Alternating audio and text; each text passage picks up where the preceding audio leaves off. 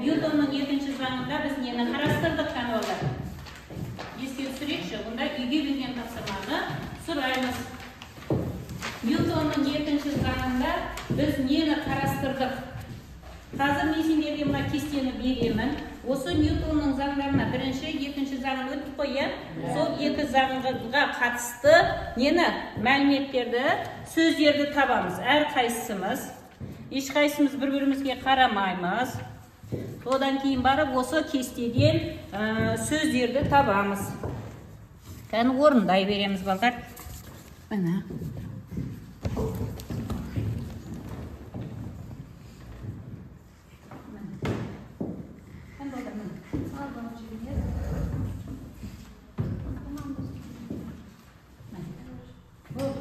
Не аласыңдар? Ал. Естес қандай сөз шығады екен, соны қараймыз. Сол кезде бізге белгілі бір сөздер шығады, яғни Ньютонның бірінші, екінші заңдарына қатысты. Енді қазір балдар не алып болғаннан кейін, мынау қазір динамометрдің көрсеткішімен бағалау шкаласын не қыламыз, өзіміз таңдап аламыз. Орындаған тапсырмаларымен нәтижені жылжытып отырамыз. Оны өзіміз білеміз, е?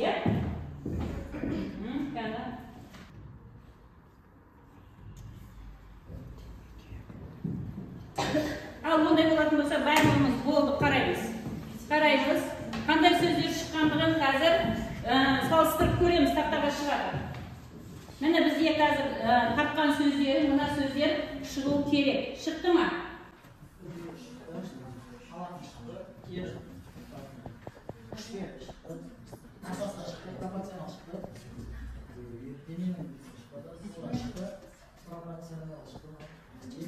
Шықма балдар, осы нәрсе шықты, я бардыңыздар. Ал енді қарасаңдар, осы сөздерден біз не құрастырамыз? Сөйлем құрастырайықшы енді.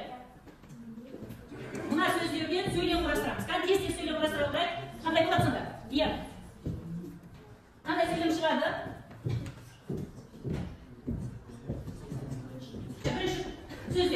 Бірінші сөзден не шықты? Айта бармады. Денеге басқа денелер әрекет етпесе өзінің тыныштық күйін сақтап қалады. Шықты ма осындай сөздер? Сөйлем шықты, иә? Сонда балдар бұл сөйлемнен біз нені білеміз? Ньютонның бірінші заңы шығады, яғни денеге сырттан күш әсер етпесе, ол өзінің тыныштық қалпын сақтап қалады екен. Ал екінші сөйлем. Қандай сөйлем шықты екінші сөйлемде? Кім оқиды? Жібер. Дененің өтеу алатын массасы кері пропорционал болады. Дененің алатын үдеуі толықтырамыз. Тыныш. Қандай? Дененің алатын үдеуі кері пропорционал. Неге? Массасына кері пропорционал, күшке тура пропорционал болады деген. Яғни отырыңдар. Бұл сөйлемнен біз нені аламыз балдар? Ньютонның екінші заңы шығып отыр, яғни денеге әсер ететін күш сол дененің алатын үдеуіне тура пропорционал болады екен дағы, массасына кері пропорционал. Яғни бұл деген сөз не деген сөз? Бұл деген сөз не деген сөз? Егер денеге әсер ететін күшіміз көп болатын болса, оның алатын үдеуі де көп деген сөз. Ал массамыз артса қандай болады? Онда алатын үдеуіміз азаяды екен. Енді балдар осы тапқан сөйлемдер бойынша бірінші топ, екінші топ болып, екі топқа бөлінеміз.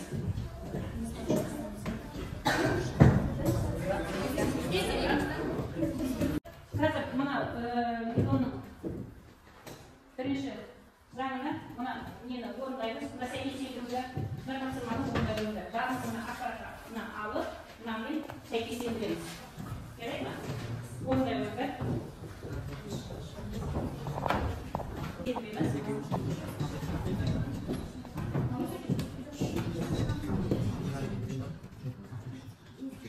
Ал болса балдар, жаңағы қапқа сәйкестендірген материалдарымызды, тапсырмаларымызды көреміз балдар. Көре қойыңдар, дұрыс шықты ма? Тапсырмамыз орындалды ма? Яғни дұрыс па? Бірінші топ дұрыс шықты. Жарайсыңдар. Ал екінші топ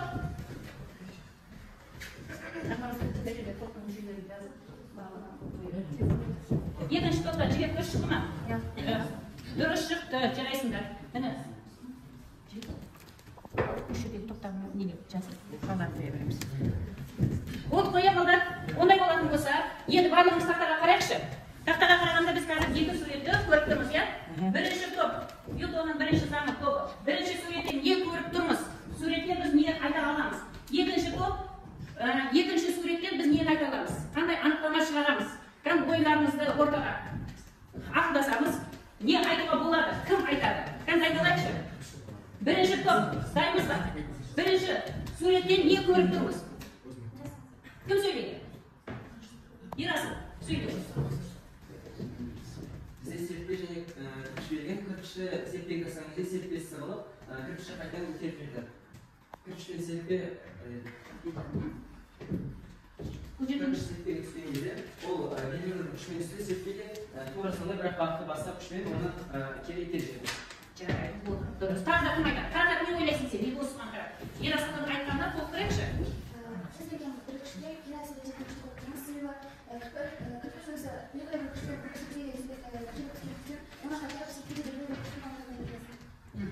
Тағы да кім айтады? Толықтырамыз. Амарал не айтасың? Не айтуға болады тағы? Екіншісі кірпіш. Бұл жерде не көріп тұрмыз? Не әсер? Қандай нәрсе көріп өзгеріс көріп тұрмыз ба?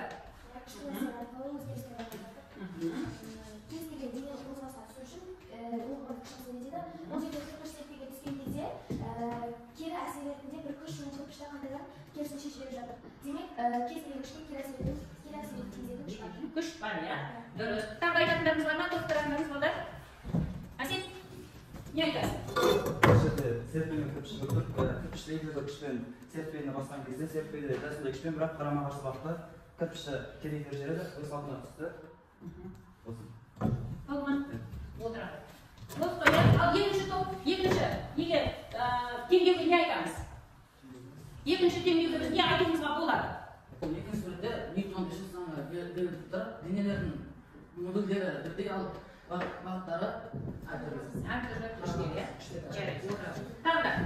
Дұрасың, не айтасың? Не көріп тұрмыз, соны айтсаңдар болды, балдар? Жүрді. Не айтуымызға болады? Денелердің санықтары бөлек, алайда бірақ бағыттары қарама-қарсы қарама-қарсы күшті көріп тұрмыз, иә? Ал аянат не айтамыз?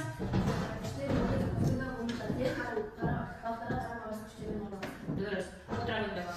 Дұрыс, жарайсыңдар балдар. Яғни бүгінгі өтетін тақырыбымыз Ньютонның үшінші заңда неге байланысты айтылады екен? Денеге әсер етеді, күшке байланысты айтылады екен. Яғни сендер өздерің айтып отырсыңдар, серпе көріп отырмыз, серпемен бір кірпішті алып, сол серпенің үстіне қоятын болса, біздің серпе несі өзінің формасын бұзады. Өзгерген. Яғни не болады? Қандай да бір күштің есебінен пружинамыз сығылады. Ал енді сол денені алатын болса, пружина қайтадан өзінің бастапқы қалпына келеді. Яғни бұл деген сөз не?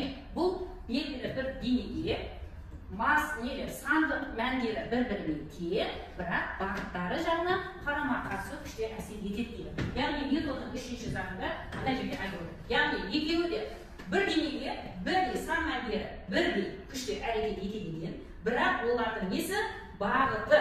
Яғни мына минус деп отырғанымыз бізге қарама-қарсы күштің әсер ететіндігін көрсетеді екен. Сонда Ньютонның үшінші заңы не деді? Денелер біріне модульдері бойынша бір-біріне тең, бірақ бағыттары бойынша қарама-қарсы күшпен әрекет етеді дейді. Дұрыс. Балдар енді қараңдар, мына жерде бізге мынау қандай құрал? Динамометр, иә? Күшті өлшейтін құрал. Дұрыс па? Енді қараңдар, жаңа айтып отырмыз, Ньютонның үшінші заңы. Енді бізде мына жерде пружинамыз бар. Қараңдар, динамометрдің кіршесі 0-де тұр. Дұрыс па? Енді мына қандай да бір жүкті электр болса, динамометріміздің пружинамыз кіршеміз өзгерді ма? Өзгерді, иә? Яғни қандай күш әсер етіп отыр? Ауырлық күш әсер етіп отыр. Қанша? 0,4 Ньютон күш әсер етіп отыр. А енді мен мына күшті қайдан алсам, зат алсам қайдадан орнына келді ма? Ньютонның үшінші заңына сәйкес келіп тұр ма? Яғни денені біз қандай күшпен әсер етсек, сол денеге қарама-қарсы бағытта күш әсер етеді екен, иә? Қараңдаршы. Mana hozir buni ikkinchi elektr bo'lsanda mana to'g'risinday barqaror kuch ta'sir etadi.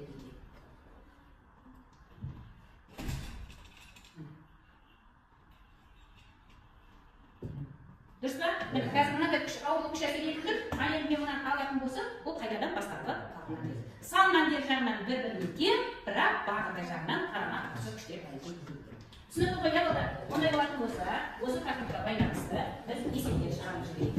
Yani tez-tez dakikalarimizni ochib, tez-tez maydaliklarda bo'lamiz. Albatta mana yerda 1 ga 1, 2 ga 1 deb qo'yib, 1 ga 1 degan birinchi to'pning kapsirmasi birinchi esebi, 1 ga 2 ikkinchi eseb terim, 2 ga 1 birinchi, ikkinchi to'pning eseb terim. Jarima bo'ladi. Aha. Nima ishga bo'ladi? Nima ishni ashanga bo'ladi? Bir so'zib qo'yman.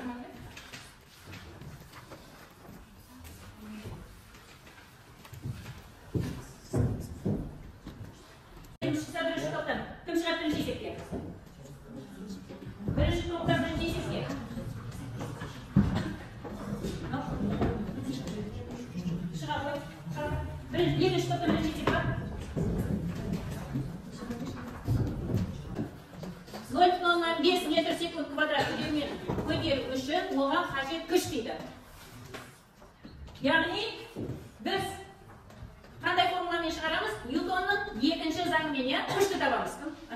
Kuch 2 metr sekund kvadrat. Tabu kerak massani.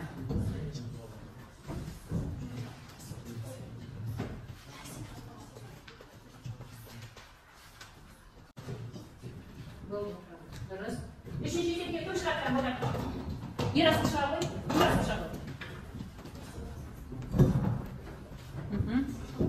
Endi bu uchinchi setda bizga nima berib turib, massasi berib turib, kuch berib turib ekan. Ya'ni nima topib kerak? Udevni topib massasi 4 kilogramm. Hozir odamlar yerga biz nima qilamiz, qanday kiyinimiz, o'y kiyinimiz. Kim aytadi? Ona yerda endi sababimizda qo'rqinlar keyin biz qanday o'y kiyinimiz. Nasıl?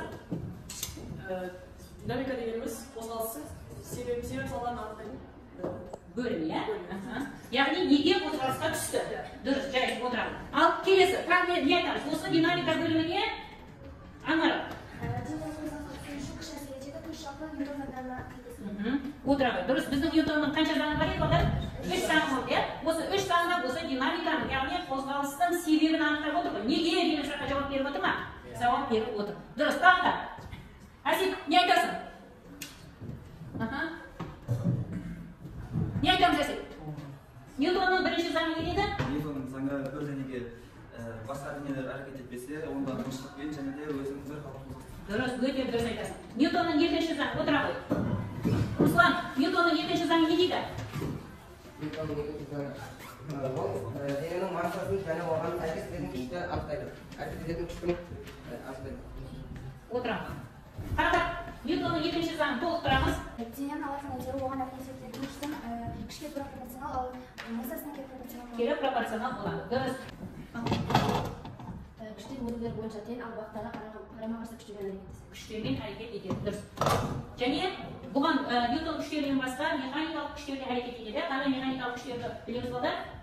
Qanday mexanikal kuchlarni bilamiz? Iglis kuchi, Serpinlik kuchi, Alloh kuchi, bunga o'zi mexanikal kuchlarga bizga o'zi dinamika bo'limida xastalikimizga dinamika bo'limida mexanikal kuchlarga xastalikimiz. Hozir ega topshirma kelasi taqrir buklaringiz haqida o'qib kelamiz. Jamiyat